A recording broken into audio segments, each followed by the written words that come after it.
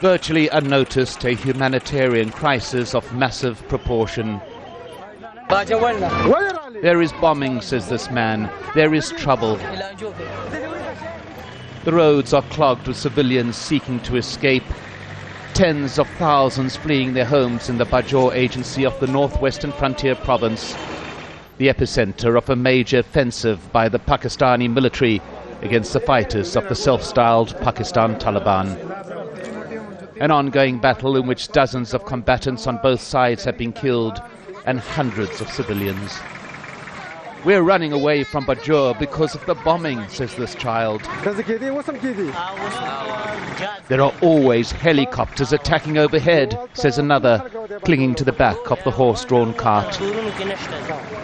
The more fortunate in vehicles, crammed with family members and friends. And this is where most will end their journey. One of the more than 30 camps that have been established near Peshawar, well away from the war zone. What is referred to as the war on terror is in Pakistan not a global issue, but a domestic one. And this is a consequence. Hundreds of thousands of civilians caught between armed fighters and the military, driven from their homes. Officially they are called internally displaced people, IDPs. But what they are refugees from a civil war. It's a conflict that in the past was largely limited to the tribal areas along the border. But Pakistan Taliban has taken its battle into the country's cities, hundreds killed in suicide bomb attacks. And in the past week, the government has declared the local Taliban a banned organization.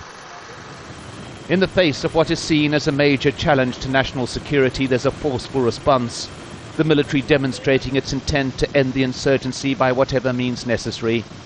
In the mountains, the fighters continue to resist fiercely.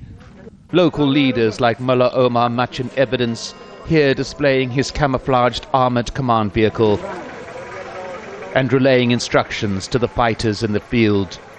The army is keeping on its attacks, he says on the telephone, so let us teach them a lesson. But it's also the civilians who are being taught, the lesson being digested in the camps that in this fight they may be expendable. We had to leave some of the family at home. We left at midnight, says Atwala. We really fear for them.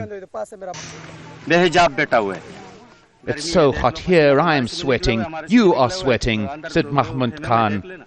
Imagine how hot the children are getting. Come with me and I'll show you my tent, says Shajen. We follow. There is bombing at the home I love, he says, and now I've come to nothing but a wasteland. And nothing to sleep on but a threadbare blanket laid on the damp ground under canvas. The border areas have always offered shelter to refugees, but now the gracious hosts are themselves driven from their homes. In a few short weeks, a conflict between Pakistanis has succeeded in achieving what outsiders failed to do through centuries, and that is drive the people of Bajur from their land.